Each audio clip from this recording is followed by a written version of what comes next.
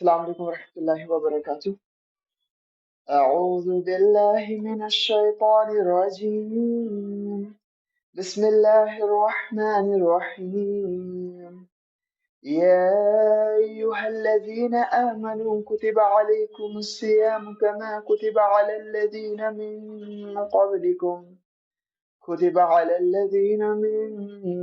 قبلکم لعلکم تتقون أياما معدودات، فمن كان منكم مريضا أو على سفر فعدة من أيام أخر، وعلى الذين يطيقونه فدية طعام مسكين، فمن تطوع خيرا فهو خير له، وأن تصوموا خير لكم إن كنتم تعلمون، شهر رمضان الذي أنزل فيه القرآن هدى للناس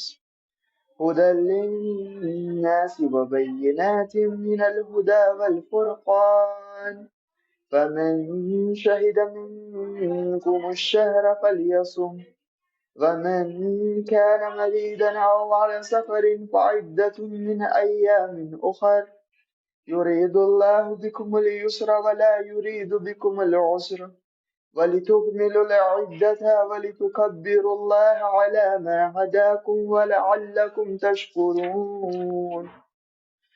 وإذا سألك عبادي عني فإني قريب أجيب دعوة الداعي إذا دعان فليستجيبوا لي وليؤمنوا بي لعلهم يرشدون. صدق اللہ العظیم۔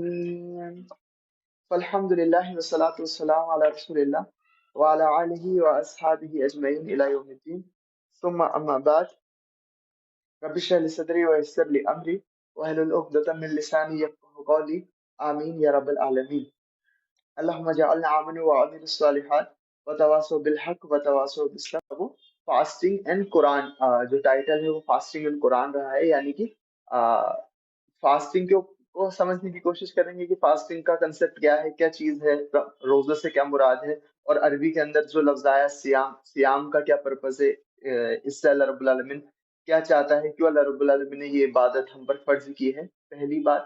اور دوسری بات، رمضان کے اندر جو اللہ رب العالمین نے بات کی، اور رمضان کی جو آیت ہے، آیت نمبر 185، شہر رمضان الذی انزل فیہ القرآن، تو اس کے اندر اللہ رب العالمین نے رمضان کے متعلق بات کہی، تو صرف یہ بات کہی، اور سب سے پہلے یہ بات کہی کہ رمضان کا جو مہینہ ہے، اس کو جو قدر و منزلت ملی ہے، اس کی جو فضیلت ہے یا اس کی جو بڑائی ہے، وہ جو ہے اس وجہ سے کیونکہ اس کے اندر اللہ رب العالمین نے جو اپنا قرآن ہے، اپنا جو پیغام ہے وہ نازل کیا ہے۔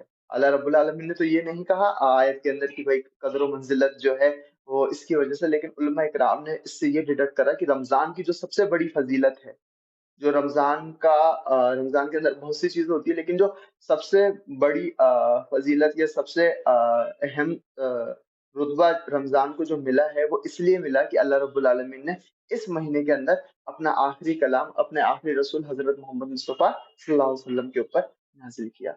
تو آیت نمبر 183 اور 184 جو ہے وہ ہمیں روزے کے بارے میں بتا رہی ہے، اور آیت نمبر 185 جو ہے وہ ہمیں رمضان کے بارے میں بتا رہی ہے، اور آیت نمبر 186 جو ہے اس کے اندر دعا، وعلیکم السلام ورحمۃ اللہ، دعا کے بارے میں بتایا گیا ہے کہ دعا کی کیا غرض و غایت ہے، آپ کس طرح سے دعا کریں گے، اور پھر جب آپ دعا کرتے ہیں اللہ رب العالمین سے، تو پھر اللہ رب العالمین بدلے کے اندر آپ سے کیا چاہتا ہے۔ تو یہ چار آیتیں ہیں جن کے بارے میں ہم نے اسٹڈی کری ہے۔ یہ چار آیتیں قرآن کے اس رکوع کا حصہ ہے جس کے اندر اللہ رب العالمین نے رمضان سے متعلق ساری باتیں کی ہے، رمضان اور روزوں سے متعلق اللہ رب العالمین نے ساری بات کری ہے۔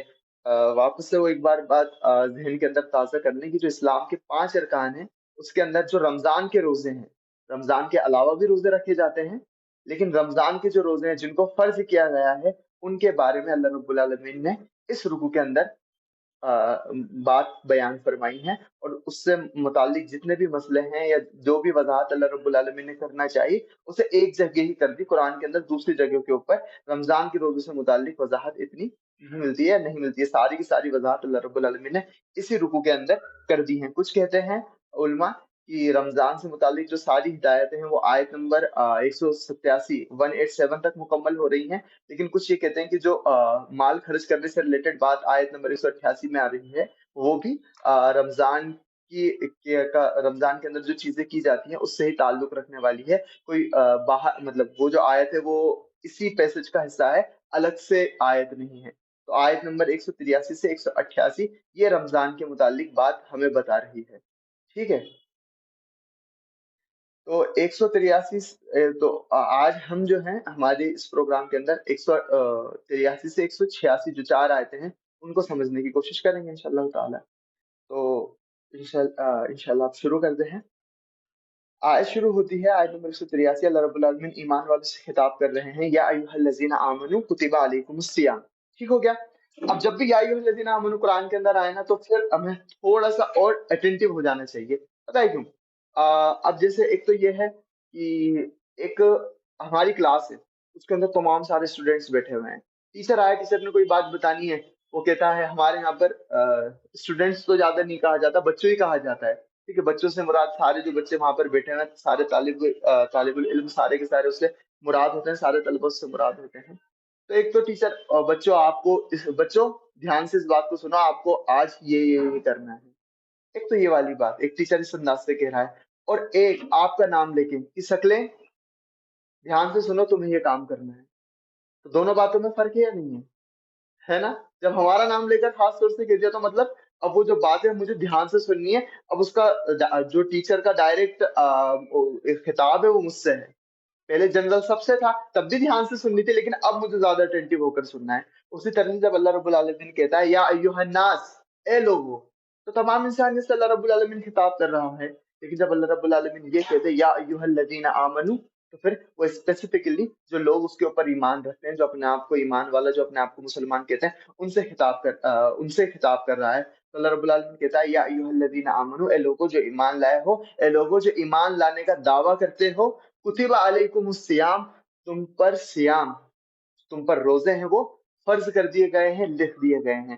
کتبہ کے معنی ہوتے ہیں وہ چیز جسے لکھ دیا جائے، اور قرآن کے اندر یہ لفظ ان چیزوں کے لیے استعمال ہوتا ہے، ان عبادت کے لیے استعمال ہوتا ہے جسے اللہ رب العالمین نے مسلمانوں کے اوپر فرض کر دی ہے۔ تو اللہ رب العالمین کہتے ہیں کہ کتب علیکم الصیام۔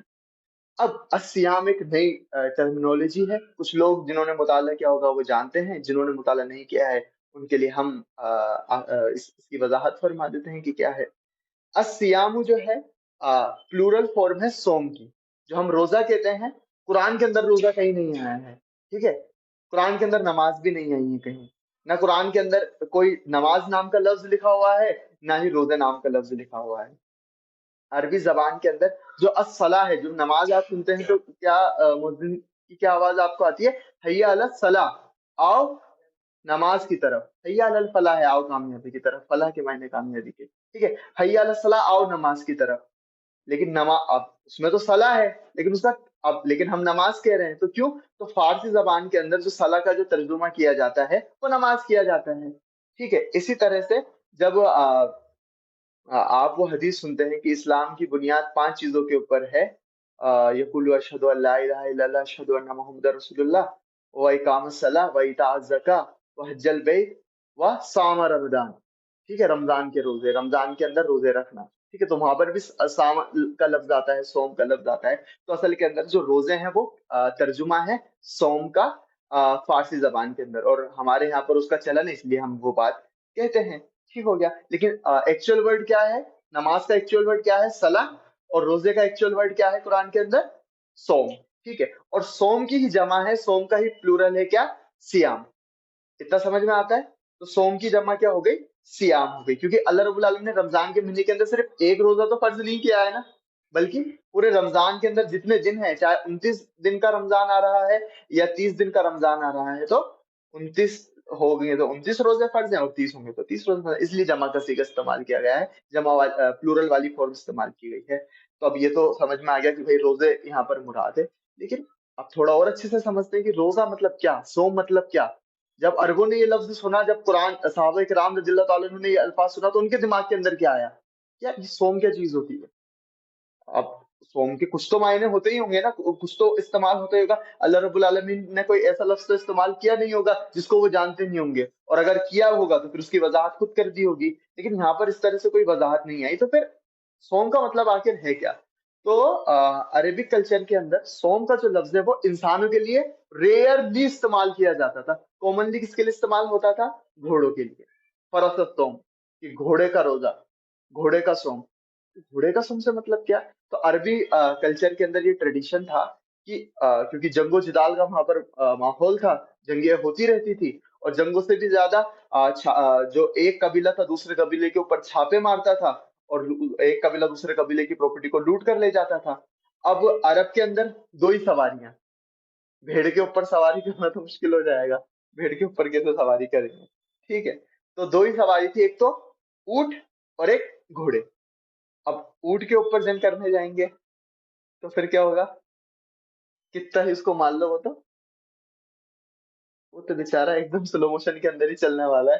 تو یہ بات پتہ چلی کہ جنگ کرنے آپ ہے نا اونٹ لے کر نہیں جا سکتے۔ اونٹ لے کر گئے تو آپ کا اونٹ تو جو آپ کے دشمن ہے ان کو وہ ذبح کر کر وہ اس کے پائے کھائیں گے، اور آپ بھی درجۂ شہادت تک پہنچ جائیں گے۔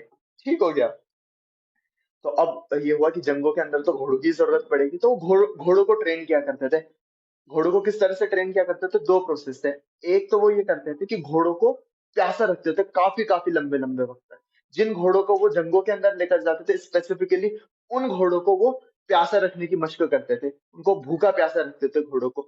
اس کے پیچھے کیا ریزن تھا؟ اسٹریٹجی کے پیچھے کیا ریزن تھا؟ کہ جب جنگ کا وقت آئے، اور کیونکہ جنگ کے وقت تو ایسا ہو سکتا ہے نا، کئی دن گزر سکتے ہیں کہ پینے کو پانی نہ ملے، کئی دن گزر سکتے ہیں کھانے کو کھانا نہ ملے۔ ٹھیک ہے، اس مرحلے کے اندر بھی گھوڑا سروائیو کر جائے، اگر گھوڑے کی ویسی ٹریننگ نہیں ہوگی، اسے بھوکا پیاسا رہنے کی عادت نہیں ہوگی، تو وہ تو انتقال کر جائے گا، اور گھڑ سوار کی ساری جان کی جو ذمہ داری وہ تو گھوڑے کے اوپر ہے۔ اگر گھوڑا ہی کمزور پڑ گیا تو گھڑ سوار بھی دشمن کے نیزوں کے نیچے آ جائے گا۔ تو اب وہ اس طرح سے ان کو گھوڑوں کو ٹرین کرتے تھے، بھوکا پیاسا رکھتے تھے گھوڑوں کو۔ اور دوسری چیز وہ یہ کرتے تھے کہ جب تیز آندھی کے طوفان آتے تھے، جب تیز گرم ہوا، ماسک لگا رکھا ہے نا ایسے مست، خود کی آنکھیں وہاں کے بچانے کے لیے، خود کو ایک دم پروٹیکٹ کرنے کے لیے ریتیلے طوفان سے اور اس گرم ہوا سے، خود تو اپنے منہ پر کپڑا باندھ لیتے، گھوڑے کو ایسے ہی چھوڑ دیتے تھے تاکہ گھوڑا اس سخت گرمی کا، اس سخت طوفان کا عادی ہو جائے، کیونکہ پتہ تو نہیں ہے نا کب طوفان آ جائے، کب ریتیلی گرمی گرم ہواؤں کا طوفان آ جائے۔ وہاں تو ایسا کامن تھا، تو اگر گھوڑے کو اس کی عادت نہیں ہوگی تو گھوڑا خود بھی پریشان ہوگا، گھڑ سوار کو بھی پریشان ہوگا۔ تو یہ جو سوم کی جو اصطلاح تھی وہ گھوڑوں کے لیے استعمال ہوتی تھی، اور اس سے سوم کا لفظ سنتے ان کو ایک ہارڈ ٹریننگ دماغ کے اندر آ جاتی تھی کہ یار ایک ہارڈ ٹریننگ کا، ایک ٹف ٹریننگ ہے، اس کا آئیڈیا سوم لفظ سنتے ہی ان کے ذہن کے اندر آ گیا کہ اللہ رب العالمین یہاں پر ایمان والوں کی کوئی ٹف ٹریننگ کرانا چاہ رہا ہے، کوئی مشق ہے جو اللہ رب العالمین ان سے کرانا چاہ رہا ہے۔ اور روزے کے اندر ہوتا کیا ہے؟ احادیث سے ہمیں کیا پتہ چلتا ہے؟ روزوں کے اندر کیا چیزیں کرنی ہوتی ہے کہ سحری کا وقت جب ختم ہوتا ہے اور افطار کا وقت جب آنے والا ہوتا ہے،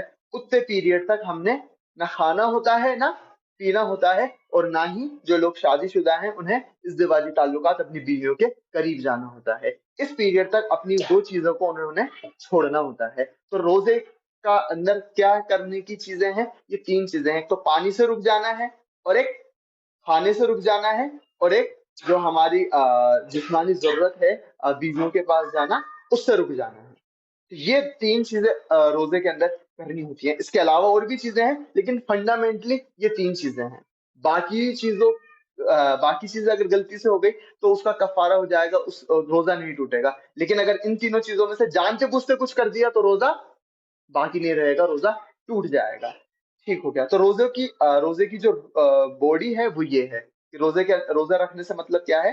بھوکے پیاسا رہنا ہے، اور ازدواجی تعلقات جو ہے وہ قائم کرنے سے بچنا ہے۔ تو اب روزے کا سمجھ میں آ گیا، روزے کا مطلب کیا ہوا؟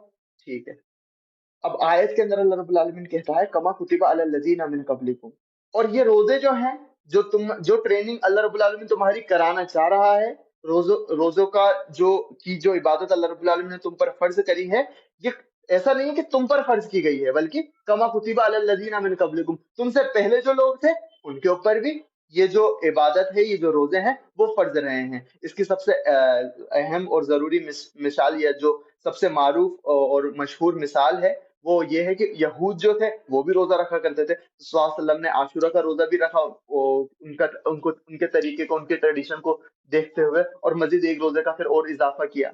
और अरेबिक कल्चर के अंदर भी रोजे रखे जाते थे, और आप जितने भी मजाहिब देखेंगे उनके अंदर फास्टिंग का कोई ना कोई रिवाज मौजूद है। हमारे बिरादरान वतन, हमारे हिंदू भाइयों के अंदर भी व्रत जो है, व्रत के नाम से, उपवास के नाम से चीजें होती हैं। मुख्तलिफ मजाहिब के अंदर अलग अलग नाम से इस प्रैक्टिस को किया जाता है। जो हमारा तरीका है उस तरह से सिमिलर शायद किसी के अंदर नहीं मिलता हो, या कुछ खास उपवास या कुछ कुछ खास फास्ट होते हैं जिस तरह से हम रखते हैं उस तरह से रखते हैं। बाकी अलग अलग शक्लों के अंदर, हर मजाहिब के अंदर अब भी रोजे रखे जाते हैं। तो अल्लाह रब्बुल आलमीन कह रहा है कि कोई नई चीज नहीं है जो तुम पर फर्ज करी है, बल्कि पिछली उम्मतों के अंदर भी इस चीज को फर्ज किया गया था।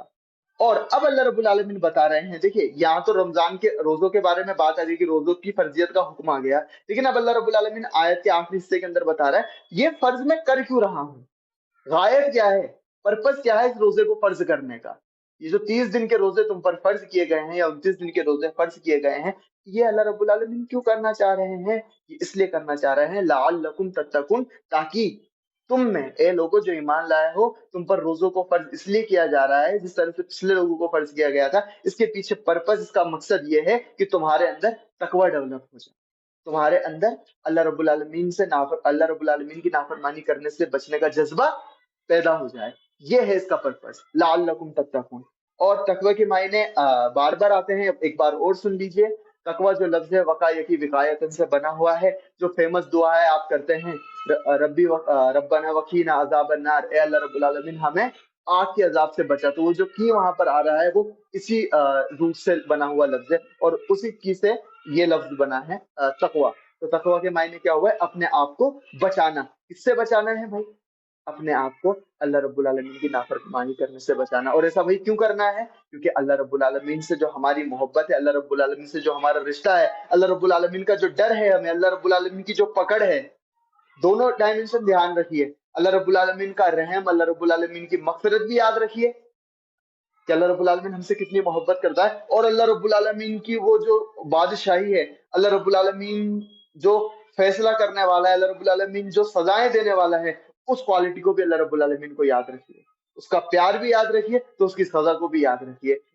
उस प्यार की वजह से और उसकी सजा की वजह से, उसके इंसाफ पसंदाना मिजाज की वजह से हमने उसकी नाफरमानी करने से बचना है। ये रमजान के रोजे जो हैं, ये चीज हमसे चाहते हैं। अगर हम अपने आप को अल्लाह रब्बुल आलमीन की नाफरमानी करने से बचा पा रहे हैं, तो रोजों का पर्पस फुलफिल हो रहा है। और अगर हम अल्लाह रब्बुल आलमीन की नाफरमानी करने से अपने आप को रोक ही नहीं पा रहे हैं, बचा ही नहीं पा रहे हैं, तो फिर रोजे का पर्पस फुलफिल नहीं हो रहा है। इसी की निशानदेही करते हुए रसूलुल्लाह सल्लल्लाहु अलैहि वसल्लम ने बहुत से मौकों पर इससे मुताल्लिक बातें फरमाई।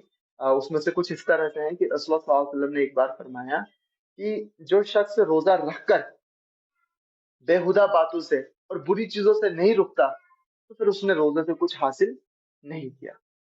या फिर इस तरह से फरमाया कि कुछ अल्लाह के बंदे ऐसे होते हैं, कुछ रोजगार ऐसे होते हैं, जिनको भूखा और प्यासा रहने के अलावा रोजे से कुछ हासिल नहीं होता। ऐसा भी होता है। तो अल्लाह रब्बुल आलमीन हमें उन महरूम लोगों में से, या उन अ, कम जो रोजों का हक अदा नहीं कर पाते, रोजे को मकसद को नहीं पहुंच पाते, उन लोगों के अंदर अल्लाह रब्बुल आलमीन हमें शामिल ना करे। और इसके अलावा एक एक चीज और जिसके ऊपर एम्फेसिस देना है, जोर देना है, वो समझिए कि रोजों के अंदर ये जो 3 चीजों से रुका जा रहा है, ये हमारे एक तो होता है इंसान की जरूरत की चीजें होती हैं, जिनके बिना उसकी जिंदगी पॉसिबल नहीं है। और एक उसके शौक की चीजें होती हैं। ठीक है, एक जरूरत है और एक शौक है। जरूरत के बिना, जरूरत पूरी ना हो तो जिंदगी ढंग से गुजारना मुश्किल हो जाता है, और जरूरत अगर बहुत पूरी ही नहीं हो रही है, तो फिर जिंदगी बाकी नहीं रह पाती है। शौक है, पूरे हो जाए तो जिंदगी के अंदर मजा आता है, हुस्न बाकी रहता है, अच्छा लगता है, मजा आता है, अरे वाह हमारी पसंद की चीजें हो रही हैं। लेकिन शौक पूरे ना भी हो تو زندگی میں اور کا کوئی ایسا مسئلہ نہیں رہتا ہے. لیکن رمضان کے اندر جو رمضان کے ہم جو روزے رکھتے ہیں اس کے اندر ہم اپنی ضرورتوں سے رک رہے ہیں یا اپنے شوق سے رک رہے ہیں؟ اس سے شوق سے رک رہے ہیں. کھانا پینا کس کے شوق کے اندر شامل ہے؟ ہاں، اگر آپ کھانے پینے کے اندر صرف چنگیزی ہی کھا رہے ہیں جو آپ کے من پسند یا جس کو پنیر پسند ہے پنیر ہی کھا رہا ہے تو پھر یہ ہو گیا کہ میں تو کھانا پینا اپنا شوق ہے. نہیں، لیکن کھانا پینا شوق کے اندر شامل نہیں ہے. کھانا پینا انسان کی ضرورت کے اندر شامل ہے. زندگی گزر نہیں سکتی بنا پانی کے. زندگی جو لائف ہے وہ ایگزسٹنسی واٹر کے اوپر کرتی ہے. پانی ہماری ضرورت کے اندر شامل ہے. کھانا ہماری ضرورت کے اندر شامل ہے. اور ایک عمر کے بعد ازدواجی تعلقات قائم کرنا اپنی بیوی کے ساتھ ہماری ضرورت کے اندر شامل ہے. اور اگر عورتیں ہیں تو ان کا اپنے ہسبینڈ کے ساتھ ازدواجی تعلقات قائم کرنا ان کی ضرورت کے اندر شامل ہے. تو روزے کی حالت کے اندر ہم ایک اتنے بڑے پیریڈ تک اللہ رب العالمین کی رضا کے لیے صرف اور صرف اس کو راضی کرنے کے لیے اس کے حکم کی وجہ سے اپنی ضرورت کی چیزوں سے رکتے ہیں. یہ بات سمجھنے والی. تو رمضان کی جو روزے ہیں ہمیں اس بات سے واقفیت کراتے ہیں کہ پوٹینشیل تو ہے ہمیں اللہ رب العالمین کی نافرمانی کرنے سے تو ہم رک سکتے ہیں. ہم تو کئی کچھ ہماری شوق کی چیزیں ہوتی ہیں جو ہم کر رہے ہوتے ہیں اللہ رب العالمین کی نافرمانی کر کے. لیکن رمضان کے روزے ہمیں کیا کیا طاقت دکھاتے ہیں، ہمیں کیا آئینہ دکھاتے ہیں کہ تم اللہ رب العالمین کی رضا کے لیے، اللہ رب العالمین کی خوشنودی کے لیے جو تمہاری ضرورت کی چیزیں ہیں، جو نارمل ڈیز کے اندر اور افطار کے بعد آرام سے وہ چیزیں کر سکتے ہو، ان ضرورت کی چیزوں سے بھی تم اللہ رب العالمین کی رضا کے لیے رک رہے ہو. یہ طاقت ہے تمہاری جو اللہ رب العالمین نے روح تمہارے اندر رکھی ہوئی ہے. وہ تمہارا اس پوٹینشیل کو، اللہ رب العالمین کے تعلق کو اس طرح سے مضبوط کر کے رکھتی ہے. تم کیا کرتے ہو کہ اپنے نفس کو، اپنے اندر کی جو برائی ہے، جو شیطان وسوسے ڈالتا ہے، جو نفس ہمارا برے برے وسوسے ڈالتی ہے، اس سے مغلوب ہو کر اللہ رب العالمین سے دور ہوتے چلے جاتے ہو. اور تمہیں ایسا لگتا ہے کہ یہ نیکی ویکی اپنے بس کی نہیں ہے، اپن سے ہو نہیں سکتا یار، یہ تو بڑے بڑے علامہ مولویوں کے کرنے کا کام ہے. کسی خوبصورت عورت کو دیکھ کر آنکھیں نیچی کر لینا، یہ تو اپنے بس کی بات نہیں ہے. لیکن رمضان کی حالت کے اندر، روزے کی حالت کے اندر یہ ہو جاتا ہے. سگریٹ بھائی اپن سے نہیں چھوڑ سکتے سگریٹ، اپن کو تو چاہیے چاہیے، پیکٹ کے پیکٹ چاہیے. لیکن رمضان کے اندر وہی اسموکنگ کرنے والا فجر سے لے کے مغرب تک اسموکنگ ہی نہیں کر رہا ہے. شراب پینے والا مسلمان جو کہ نارمل ڈیز کے اندر شراب پی لیتا ہے لیکن وہ شراب نہیں پی رہا ہے. گالی دینے والا، بنا گالی کے بات نہیں کرنے والا، جب روزہ شروع ہوتا ہے، روزہ ختم ہوتا ہے، تب تک گالی نہیں دیتا ہے. کوئی اور برے کام کرنے والا برے کام نہیں کرتا ہے. جس کی زندگی کے اندر لڑائی جھگڑے ہی لکھے ہیں، جو لڑائی جھگڑے ہی کرتا ہے، لڑائی جھگڑے کرنے کے لیے زندگی گزارتا ہے، بس تھوڑا سا موقع ملے اور اپنی طاقت دکھائے، رکھ دے کسی کو. روزے کی حالت کے اندر وہ لڑائی نہیں کرتا. کیا کہتا ہے رسول اللہ صلی اللہ علیہ وسلم، کیا تعلیم فرمائی؟ اس سے کوئی آ کر جھگڑا کرے، اس کو آ کر کوئی پرووک کرے تو پھر وہ کیا کہتا ہے؟ روزے سے ہوں، روزے سے ہوں. اپنے آپ کو کنٹرول کرتا ہے. اور رسول اللہ صلی اللہ علیہ وسلم تو یہ بات بھی فرمائی، اگر کھڑے ہوئے ہو کوئی اس طرح سے پرووک کر رہا ہے، لڑنے کے لیے آ رہا ہے، تو بیٹھ جاؤ. یہ کھڑے ہوتے ہیں تو زیادہ گرما گرمی ہو جاتی ہے نا. تو اللہ کے صاف نے فرمایا تو روزے کی حالت کے اندر وہ شخص یہ کام کرتا ہے. تو روزے، رمضان کے جو روزے ہیں، ہمارا پوٹینشیل ہمیں دکھاتا ہے کہ اللہ رب العالمین کی نافرمانی کرنے سے بچنے کا پوٹینشیل تو الحمدللہ ہمارے اندر ہے. اب یہ ہے کس ٹریننگ سے ہم نے کتنا فائدہ اٹھایا. ٹریننگ کس لیے ہوتی ہے؟ آپ کسی چیز کو کے لیے ٹریننگ کیوں لیتے ہیں؟ اس لیے لیتے ہیں جب فیلڈ کے اندر وہ کام کرنے کو ملے گا تو اس کے اندر ہم سے غلطیاں نہیں ہو. تو اس رمضان کو اس طرح سے گزاریں. ہم خوب باتیں سن سکتے ہیں، ان آیتوں کی خوب وضاحت سن سکتے ہیں، لیکن کرنے کا کام، اخذ کرنے کی بات کیا ہے؟ وہی کہ یہ رمضان اس طرح سے گزرے ہماری زندگی کے اندر کہ ہمارے اندر تقوی ڈیولپ ہو، ہمارے دلوں کی تطہیر کا سبب بنے. یہ ہمارے دلوں کی پاکی کا، ہمارے دل کے دھلنے کا سبب بنے یہ روزہ. اور یہ جو روزے ہیں ہمارے اندر اللہ رب العالمین کی جو کانشیسنیس ہے، جو اللہ رب العالمین کا جو احساس ہے، وہ ہمارے اندر ڈیولپ کرے. پھر اللہ رب العالمین آگے فرماتے ہیں ایام معدودات. اب 30 روزے ہیں بھائی، کیسے رکھے جائیں گے؟ میں تو کمزور ہوں، میری تو صحت بھی نہیں ہے، میرا تو وزن بھی گر رہا ہے. اپنے تو بس کی بات نہیں ہے. ٹھیک ہے، 30 روزے اپن سے تو نہیں ہوں گے. تو اللہ رب العالمین کیا کہہ رہے ہیں؟ ایام معدودات، گنتی کے چند دن ہیں، آرام سے رکھ لو گے، کوئی دقت والی بات نہیں. کبھی کبھی ایسا ہوتا ہے نا، اس کو اگزامپل سے سمجھیے. ہم 12th کلاس کے اندر آئے، فزکس سبجیکٹ ہم پڑھ رہے ہیں، اللہ اکبر. ٹھیک ہے، اب یہ ہوا کہ کوئی کچھ ٹیچر ایسے ہوتے ہیں، جیسے فرسٹ ڈے ہے فزکس کا، فرسٹ لیکچر ہے، تو ایک ہوا رہتی ہے، اور خاص طور سے جو بایولوجی والے ہیں، ٹھیک ہے، وہ تو ویسے ہی ڈرتے ہیں ہے نا فزکس سے، تو ارے یار سب سے ٹف یہی رہنے والا ہے کہ اس سے تو رٹ لیں گے اپن، اور رٹنے میں تو اپن ایکسپرٹ ہے، تبھی تو اپن نے بایو لیے، بایو اپن کی فیوریٹ اس لیے کہ رٹنا تو اپن سے ہو جاتا ہے، سمجھنا اور میتھ والی چیزیں جو تھوڑی سی کریٹیکل تھنکنگ والی، وہ چیزیں اپن کو ڈسٹرب کرتی ہے، ٹھیک ہے۔ تو اب خیر بعد میں تو جب سفر چلتا ہے تو بہت بایولوجی والے بچے بھی بھینکر ہو جاتے ہیں فزکس کے اندر، لیکن جو فرسٹ ڈے ہے اس کو آپ ہے نا کے نام سے ذہن کے اندر رکھیے، فرسٹ ڈے۔ اب ٹیچر آ کر ایسے بولے، کیا ہو تم میں سے کوئی ایک بھی پاس نہیں ہوئے گا، تمہاری شکلیں دکھ رہی ہیں پاس ہونے والی بچی، تم سائنس والے بچے دکھ رہے ہو کیا؟ سائنس کہاں لے لی؟ ارے روم نمبر نہیں دیکھا، روم نمبر 12 ہے، روم نمبر 11 ہے آرٹس والا، یہ کہاں آ کر بیٹھ گئے؟ اچھا سائنس کے بچے ہو کیا؟ وہ لگ تو نہیں رہا تم سائنس کے بچے ہو، فزکس کے اندر ٹاپ کرنا چاہتے ہو، ٹاپ تو کیا پاس ہو جاؤ تو بڑی بات ہے، کریں گے محنت، جھیلیں گے تمہیں بھی یار۔ اب ٹیچر اس اپروچ کے ساتھ بات شروع کر رہا ہے، تو اب ہمارا معاملہ کیا ہوگا؟ ابھی بھی اپن بدل سکتے ہیں سبجیکٹ، ابھی بھی موقع ہے، بعد میں موقع نہیں ملے گا، ٹھیک ہے۔ ایک تو یہ اپروچ ہو گئی، ایک آپ کا جو دوست تھا، آپ کے ٹیچر تو ایسے نکل گئے، اللہ معاف کرے، ٹھیک ہے۔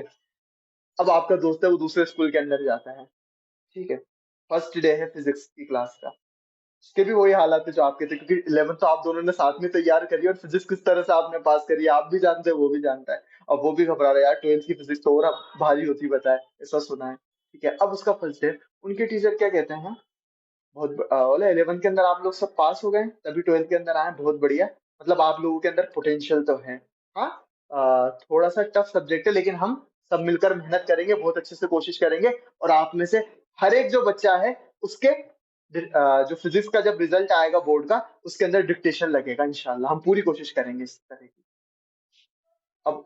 اب جب فرسٹ ڈے ختم ہوا، آپ بھی مل رہے ہیں آپ کے دوست سے، اور آپ کا دوست بھی آپ سے مل رہا ہے، اور ایک آپ کا منہ لٹکا ہوا، اور آپ کے دوست کا منہ ایک دم چاند کی طرح چمک رہا، بھائی صاحب اپن ڈکٹیشن لگائیں گے فزکس کے اندر، اور آپ یار میں تو سوچ رہا ہوں سبجیکٹ ہی بدل دوں۔ تو یہ فرق ہوتا ہے ٹیچر کی اپروچ کا، اس طرح سے فرق پڑتا ہے۔ عربی کے اندر ایک مقولہ ہے، کبر ہا تکبر، صغر ہا تصغر، چیزوں کو بڑا بناؤ گے تو وہ بہت بڑی ہو جائیں گی، چیزوں کو چھوٹا کرو گے تو وہ چھوٹی ہو جائیں گی۔ تو اللہ رب العالمین نے یہ اپروچ اختیار کری ہے۔ اللہ رب العالمین کہہ رہا ہے کہ گنتی کے چند دن ہیں، آرام سے رکھ لو گے، ایام معدودات، بہت بہت تھوڑے سے دن ہیں، آرام سے تم ہنا کے نام سے ان دنوں کے اندر جو روزے ہیں وہ رکھ لو گے۔ اور اس کے باوجود بھی فمن کان منکم مریضا او علی سفر، کوئی مریض ہو، حالت مرض کے اندر ہو یا سفر کر رہا ہو، تو وہ کیا کرے، فعدۃ من ایام اخر، وہ اگلے دنوں کے اندر اپنی گنتی پوری کر لے۔ تو تدریجاً اللہ رب العالمین نے یہ چیز ہمیں سکھائی کہ اگر روزے رکھ رہے ہو تو ایسا نہیں ہے رمضان کے روزے آ گئے تو اب رکھنے ہی رکھنے ہیں، چاہے سفر کے اندر ہو چاہے بیمار ہو رہے ہو، نہیں، بیمار ہو اور اس طرح کے سفر کے اندر ہو جو آپ کو روزہ رکھنا آپ کے لیے دوبھر کر دے گا، تو اللہ رب العالمین نے یہ آسانی دی ہے کہ حالت مرض کے اندر اور ایسے سفر کی حالت کے اندر جو آپ کو ہنا کے نام سے روزہ نہیں رکھنے دے گا، اس کے اندر آپ روزے کو اسکپ کر سکتے ہیں اور دوسرے دنوں کے اندر آپ اس کو رکھ سکتے ہیں۔ اور ایک آسانی اور جس کا ذکر پہلے تھا جب روزے فرض کیے جا رہے تھے، وہ یہ کہ اللہ رب العالمین کہتا ہے وَعَلَى الَّذِينَ يُطِيقُونَهُ فِدْيَةٌ طَعَامُ مسکین، اور جو روزے چھوڑنے کے بعد یا تو آپ ایک آپشن تو آپ کے پاس یہ ہے اگلے دنوں کے اندر روزے رکھ کے اپنی گنتی پوری کر لیں، یا پھر آپ کے نام سے جتنے آپ سے روزے چھوٹے ہیں اس کے برابر آپ اگر کسی مسکین کو کھانا کھلا سکتے ہیں تو کھانا کھلا دیں۔ تو جب اللہ رب العالمین نے رمضان کے جو روزے فرض کرے تو تدریجاً اسلام کے اندر اللہ رب العالمین نے چیزیں فرض کری ہیں، ایک تو مول آف سڈن کوئی چیز لا کر امپلیمنٹ نہیں کر دی ہیں کہ بھائی اس طرح سے کرو۔ پہلے رسول اللہ صلی اللہ علیہ وسلم نفلی روزے رکھتے تھے، صحابہ اکرام بھی نفلی روزے رکھتے تو روزوں کی مشق ہوئی۔ پھر مفسرین اس کے اندر یہ کہتے ہیں کہ یہ جو آیت یہاں پر بات کر رہی ہے جنگ بدر، یہ جو سن 2 ہجری ہے، اس سے پہلے جو روزے فرض کیے گئے تھے اس کے اندر یہ آسانی رکھی گئی کہ جس سے روزہ چھوٹ رہا ہے روزے کے نام سے، سفر کی وجہ سے، بیماری کی وجہ سے، تو اس کے اوپر 2 آپشن، یا تو اگلے دنوں کے اندر وہ روزہ رکھ کے اپنی گنتی پوری کر لے، یا پھر وہ اس کے برابر کیا کرے، مسکین کو کھانا کھلا دے۔ آگے جو آیت آ رہی ہے تو یہ والی جو آپشن تھا وہ ختم کر دیا گیا۔ کون سا آپشن؟ مسکین کو کھانا کھلانے والا۔ یہ صرف عبداللہ ابن عمر کی جو حدیث آتی ہے بخاری کے اندر، صرف ان لوگوں کے لیے باقی رکھا گیا جو کبھی بھی روزہ نہیں رکھ پائیں گے، اس طرح یا تو اس طرح کی بڑی عمر کے اندر ہیں، ایک دم ضعیف ہو چکے ہیں کہ روزہ رکھنا ان کے لیے پاسبل ہی نہیں ہے، انہوں نے ٹرائی بھی کر لیا لیکن روزہ نہیں رکھ پا رہے ہیں، تو وہ لوگ شامل رہیں گے جو ہے نا کے نام سے روزہ نہیں رکھ پا رہے ہیں، تو اب روزے رکھنے کے بدلے میں کیا کر دیں، مسکین کو کھانا کھلا دیں، یا پھر ایسے مرض ایسی بیماری کے اندر مبتلا ہیں جس بیماری کی وجہ سے کیا ہو رہا ہے، روزہ رکھنا جب تک زندہ ہے تب تک پاسبل نہیں ہے، تو پھر ایسے لوگوں کے لیے اللہ رب العالمین نے یہ آسانی چھوڑی، شریعت نے یہ آسانی چھوڑی کہ صرف وہ خاص لوگ جو دوبارہ کبھی روزے نہیں رکھ پائیں گے ان کے لیے یہ آسانی چھوڑ دی کہ وہ مسکین اگر استطاعت رکھتے ہیں، طاقت رکھتے ہیں، تو مسکین کو ایک روزے کے بدلے ایک مسکین کو کھانا کھلا دیں، اور پھر مزید فرمایا فمن تطوع خیرا فهو خیر اللہ، اور جو اس سے زیادہ کی طاقت رکھتا ہو، ایک سے زیادہ مسکین کو کھانا کھلانا چاہتا ہے، اور جتنا گڑ ڈالو گے یا جتنی چینی ڈالو گے اتنا ہی میٹھا ہوگا، جتنا ہی نیکی کرو گے اتنا ہی زیادہ ثواب ملے گا، منیمم یہ ہے کہ ایک روزہ چھوٹا، اللہ رب العالمین نے آپ کو استطاعت دے رکھی ہے تو آپ نے ایک مسکین کو کھانا کھلانا ہے، اس سے زیادہ کر سکتے ہیں تو وہ آپ کے لیے ہی بہتر ہے، لیکن پھر یہ بات فرما دی یہاں پر وَأَن تَصُومُوا خَيْرٌ لَكُمْ إِن كُنتُمْ تَعْلَمُونَ، لیکن روزہ رکھنا تمہارے لیے زیادہ بہتر ہے۔ اللہ رب العالمین سے بار بار اللہ رب العالمین کے سامنے اس چیز کا احساس بار بار ہوتا ہے، اللہ رب العالمین میں روزہ نہیں رکھ پا رہا، ہم سب کی نیت یہی ہو اگر ہمارا بیمار یا سفر میں ہونے کی وجہ سے روزہ چھوٹ جائے تو ہم نے کیا کرنا ہے، روزہ ہی رکھنا ہے۔ خیر اب یہ تو تب کی بات تھی جب ہے نا کے نام سے یہ آپشن موجود تھا، تب بھی یہ بات زور دے کر کہی جا رہی کہ روزہ رکھنا ہی تمہارے لیے زیادہ بہتر ہے، یہ تو صرف ان لوگوں کے لیے ہے مسکینوں کو کھانا کھلانا جن کے لیے روزہ رکھنا پاسبل ہی نہیں ہے۔ تو یہ بات ہمیں سمجھ میں آئی، فاسٹنگ کا جو پرپس ہے وہ یہ ہے، اللہ رب العالمین ہمیں ٹرین کرنا چاہتا ہے بہتر طریقے سے کہ ہم اپنے جو 11 مہینے ہیں اس رمضان کے اندر اس طرح سے ہم اپنے آپ کو ٹرین کر لیں کہ باقی کا جو وقت ہے، باقی کے جو پیریڈ آف ٹائم ہے اس کے اندر ہم اللہ رب العالمین کی نافرمانی کرنے سے بچتے رہیں۔ اور یہ جو آگے کی آیت ہے رمضان والی آیت، اس کے اندر یہ کہا گیا، اب یہ رمضان والی آیت اس کے اندر رمضان سے متعلق بات بیان کی گئی ہے کہ شہر رمضان الذی انزل فیہ القرآن ھدی للناس وبینات من الہدی والفرقان، کہ رمضان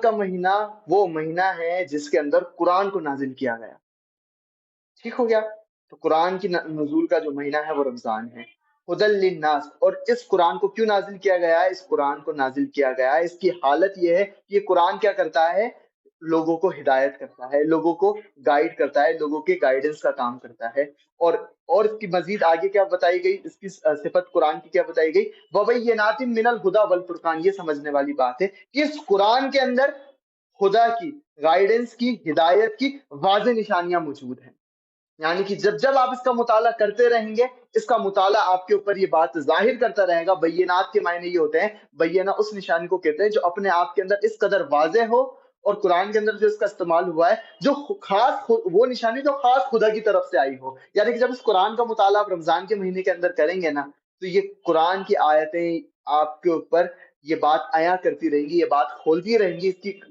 کچھ آیتیں کسی دن جب آپ پڑھیں گے تو آپ کو ایسا لگے گا کہ یہ قرآن جو ہے من جانب اللہ ہے، یہ بات آپ کے اوپر واضح ہوتی رہے گی، جب آپ کا ربط اس قرآن سے جڑا رہے گا تو یہ قرآن خود آپ کے اوپر واضح کرے گا، خود یہ وضاحت کر دے گا آپ کے اوپر کہ یہ کسی انسان، یہ محمد صلی اللہ علیہ وسلم کا لکھا ہوا کلام نہیں ہے بلکہ یہ اللہ رب العالمین کا کلام ہے۔ تو خدا بھی ہے اور فرقان بھی ہے، اور فرقان کے معنی کیا ہوئے، خدا کے معنی تو ہدایت کے ہو گئے، آپ سمجھتے ہیں، فرقان کے کیا معنی کہ صحیح اور غلط کا فرق کر دینے والی یہ کتاب ہے۔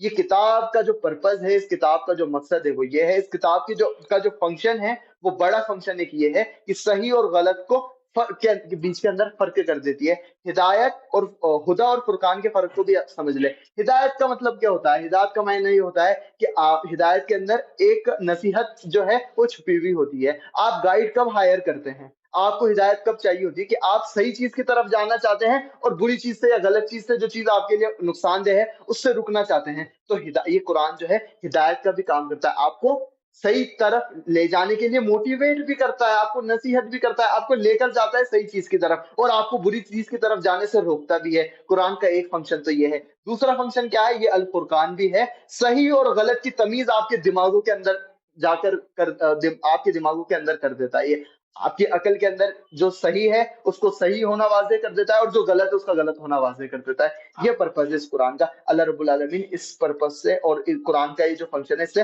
بہت زیادہ ہمیں مستفید ہونے والا بنا ہے۔ اور پھر آگے آخر اس آیت کے आगे ये फरमाया गया, फमन शहीदा मिनकुम अश-शहरा फलयसुम, तुम में से जो कोई भी इस रमजान के महीने को पाए वो इस रमजान के रोजे रखे, इस पूरे रमजान के अंदर वो रोजे रखे। वमन कान मरीदन औ अला सफरिन फइद्दतुम मिन अय्यामिन उखर, और वही आसानी यहाँ पर जिक्र कर दी गई कि तुम में से अगर कोई मर्ज के अंदर हो या सफर के अंदर हो।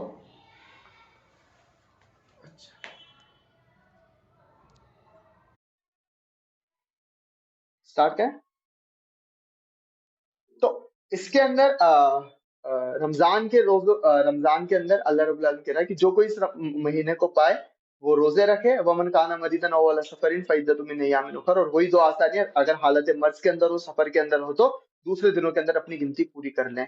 एक जो बैयना से रिलेटेड बात हाईलाइट करनी थी वो ये कि जो पिछले अंबिया अलैहिस्सलाम है उनके साथ क्या हुआ है, उनके साथ ये हुआ है कि जो मैसेज है, जो हिदायत है वो अलग है, और उनको जो मोजिजे दिए गए हैं, जो उनको करामातें दी गई हैं जिनकी वजह से लोग उनके ऊपर ईमान लाते थे, वो अलग है।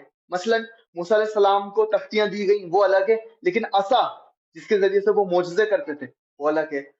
ईसा अलैहि सलाम को इंजील दी गई वो अलग है, वो एक किताब की फॉर्म के अंदर है या वो हिदायत की शक्ल के अंदर है, लेकिन उनको जो मोजिजे दिए गए वो अलग हैं। लेकिन रसूलुल्लाह सल्लल्लाहु अलैहि वसल्लम के केस के अंदर क्या हुआ कि हिदायत नामा और वो मोजिजा अल्लाह रब्बुल आलमीन ने फ्यूज कर दिया। अल्लाह रब्बुल आलमीन के रसूल को जो सबसे बड़ा मोजिजा दिया गया है, जो खुद रसूलुल्लाह सल्लल्लाहु अलैहि वसल्लम ने अपनी जबान से इरशाद फरमाया कि हर अंबिया अलैहिस्सलाम को कुछ मोजिजे दिए जाते थे, उनके ऊपर जो लोग ईमान लाते हैं वो उस पर डिपेंड करता था कि जिस तरह का उनको मोजिजा दिया गया उस तरह से लोग उनके ऊपर ईमान लाते थे। मुझे जो मोजिजा दिया गया है वो ये किताब अल कुरान है, और मुझे इससे ये उम्मीद है कि कल कयामत के दिन सबसे ज्यादा मानने वाले मेरे होंगे। क्यों ऐसा क्यों कि मूसा अलैहिस्सलाम जब दुनिया से गए तो वो जो असा है, जो वो अजदहा बन रहा है या समुंदर को फाड़ रहा है, तो वो मूसा अलैहिस्सलाम के हाथ में ही फाड़ रहा है। मूसा अलैहिस्सलाम का हाथ के अंदर है तभी वो वर्किंग फॉर्म के अंदर है, अदरवाइज वर्किंग फॉर्म के अंदर नहीं है। ईसा अलैहिस्सलाम जब दुनिया के अंदर मौजूद है तो वो मोजिजे कर रहे हैं, लोग देख रहे हैं, लोग उनकी तरफ ईमान ला रहे हैं। रसूलुल्लाह सल्लल्लाहु अलैहि वसल्लम की खुद की मौजूदगी के अंदर भी ये कुरान मौजूद है, और कयामत तक भी ये कुरान मौजूद रहेगा। लोग, आप जब स्टोरीज पढ़ते हैं लोगों की कि असल के अंदर जो उनकी हिदायत का सबब बनता है वो क्या बनता है, मोस्टली ये कुरान। कि हम तो पढ़ रहे थे ऐसे ही रैंडमली कुरान को, जब इसको पढ़ना शुरू करा, इसके ऊपर दिल लगा, तो ये बैयनातिन मिनल हुदा, ये हिदायत की वाज़े दलील है। ये कुरान खुद अब इस बात को वाज़े कर देता है कि अल्लाह रब्बुल आलमीन की तरफ से आए, ये अल्लाह रब्बुल आलमीन की तरफ से एक वाज़े निशानी है। लोग जब इससे अपना रब्त कायम करते हैं तो ये मोजज़ा के तौर पर उनके लिए काम करता है, और वो लोग इसके ऊपर ईमान लाए बिना नहीं रह पाते। आप हमके साथ भी तो यही होगा, जब हम किस तरह से जुड़ेंगे, कोई ना, आप जाकर अपना पास के अंदर जाएंगे ना, कब आपने दीन को सीरियस लेना स्टार्ट किया, कोई आयत होगी जो दिल में जाकर बैठ गई होगी। मेरा दोस्त है वाजिद, और मेरा भी ये वाला मामला है। अभी जो आयत नंबर 186 आएगी, वही साला का इबादी फैनी करीब उजीबुद दावत दाई, वाजिद तो जब इस आयत को बयान करता है तो ये वाली बात भी कहता है, यार ये वो पहली आयत थी, जब इसको सुना सब चेंज हो गया। ल- नो, लड़के पता नहीं क्या जिंदगी गुजार रहे होते हैं, पता नहीं क्या जिंदगी गुजार रहे होते हैं, अय्याशियों में हैं, नशे के अंदर हैं, पता नहीं क्या क्या कर रहे हैं, लेकिन एक आयत सुनते हैं, यार नहीं यार, खुदा सीरियस लेना पड़ेगा यार। और ये जो कुरान की आयतें हैं इस तरह से तब्दीली पैदा कर देती हैं।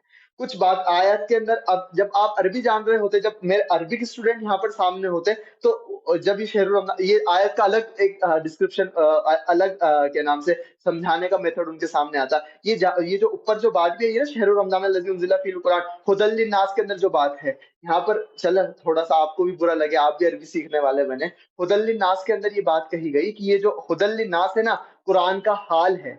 क्या नाम से जो मफूल है, ये मफूल हाल है, और हाल का मतलब क्या होता है, अब इसको, इसका पर्पस क्या है, इसे समझ में क्या वाली बात है कि कुरान इस स्टेट के अंदर है कि मुसलसल जब से ये नाजिल हुआ है तब से लोगों की हिदायत कर रहा है। ये कोई एक घड़ी, कोई एक वक्त इस तरह से नहीं गुजरा कि जब ये कुरान नाजिल हुआ हो اور اب تک یہ ہے نا کسی کی ہدایت نہیں کر رہا ہو، تمام کسی نہ کسی انسان کی یہ ہدایت کر رہا ہوتا ہے، کسی نہ کسی انسان کو اندھیرے سے نکال کر اجالوں کی طرف لے آ رہا ہوتا ہے، کسی نہ کسی انسان کو شیطان کے چنگل سے نکال کر اللہ کی رحمتوں کے اندر داخل ہو رہا ہے، لوگوں کو جہنم سے نکال کر لوگوں کو جنت کی طرف لا رہا ہوتا ہے۔ تو یہ بینہ ہے، بینہ من الہدی والفرقان کے یہ معنی ہوئے۔ اور وہ بات جو میں کہہ رہا تھا کہ قرآن کے مسئلے کے اندر یہ ہوا کہ اللہ رب العالمین نے قرآن رسول اللہ صلی اللہ علیہ وسلم کے اوپر، اس امت کے اوپر کے اوپر اپنا فضل یہ فرمایا کہ معجزے کو اور پیغام کو، ہدایت کو اور معجزے کو ایک ساتھ فیوز کر دیا، تبھی تو لوگ آج تک مسلمان ہو رہے ہیں۔ اللہ رب العالمین ہمیں اس قرآن کو اور بہتر طریقے سے سمجھنے والا فرمائے، سمجھنے والا بنائے۔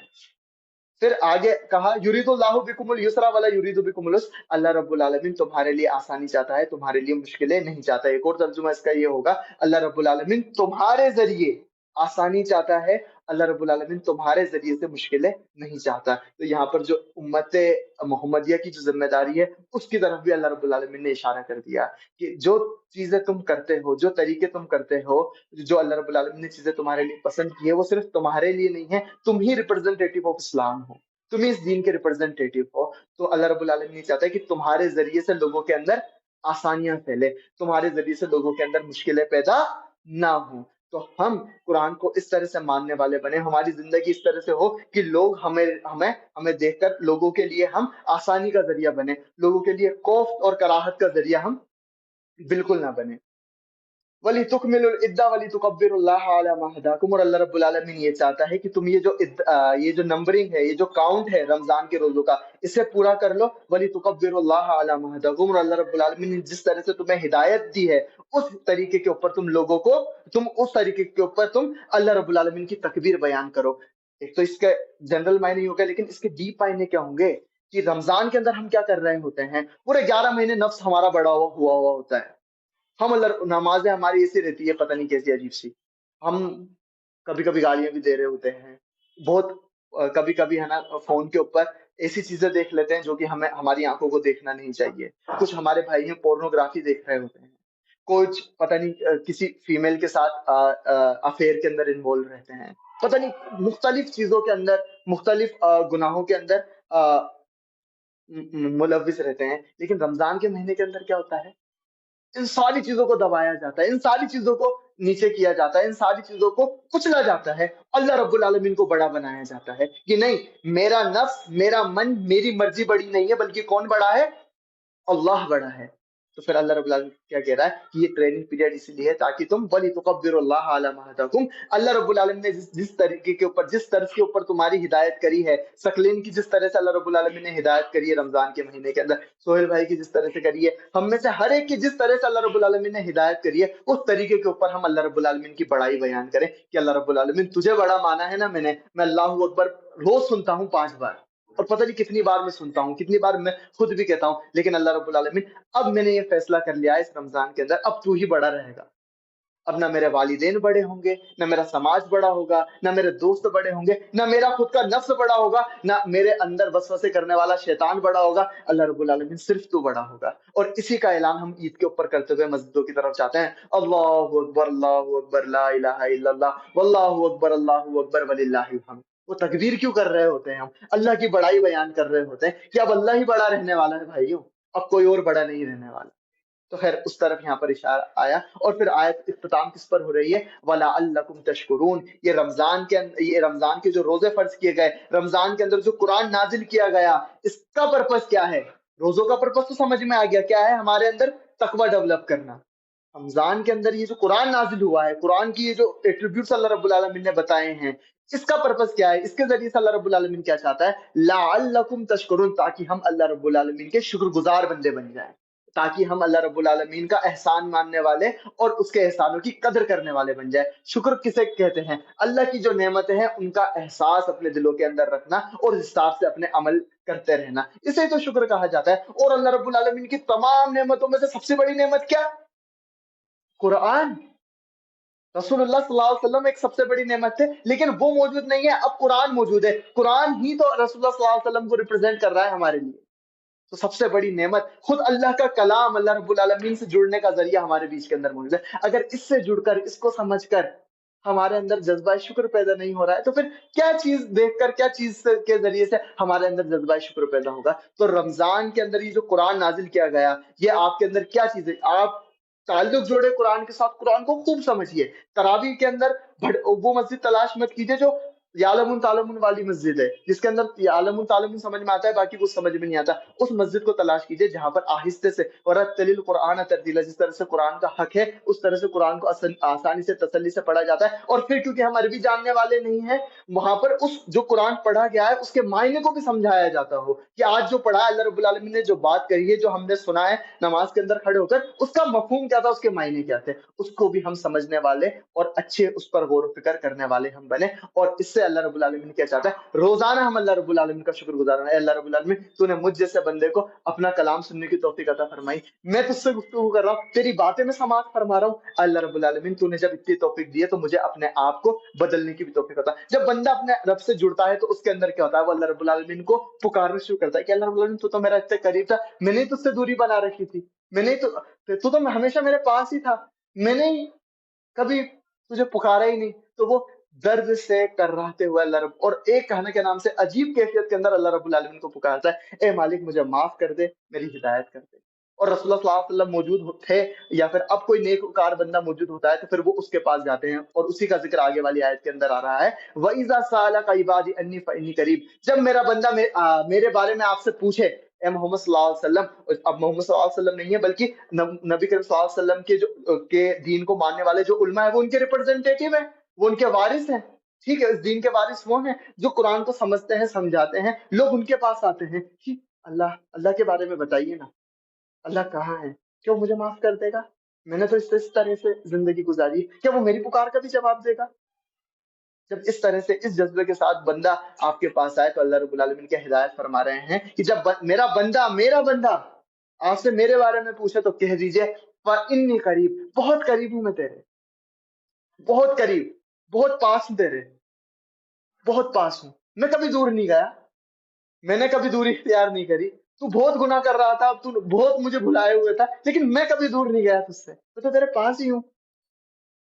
اجیب الدعوت الداعی اذا دعان، جب بھی پکارنے والا مجھے پکارتا ہے، کوئی پکارنے والا کوئی بھی ہو، وہ کوئی نمازی نہیں کہا اللہ رب العالمین کی نمازی جب مجھے پکارتا ہے، کوئی حج کرنے والا مجھے پکارتا ہے، اللہ کا ہر بندہ جب بھی اللہ کو پکارتا ہے وہ اس کی پکار کا جواب دیتا ہے. اور اللہ رب العالمین اب اس بندے سے کیا چاہتا ہے کہ جب یہ تعلق بنی گیا ہے تو میری طرف پلٹ ہی آیا ہے، فَلْيَسْتَجِيبُوا لِي، میں تیری ہر پکار کا جواب دے رہا ہوں نا، اب تجھے بھی چاہیے کہ تو میری پکار کا بھی جواب دے.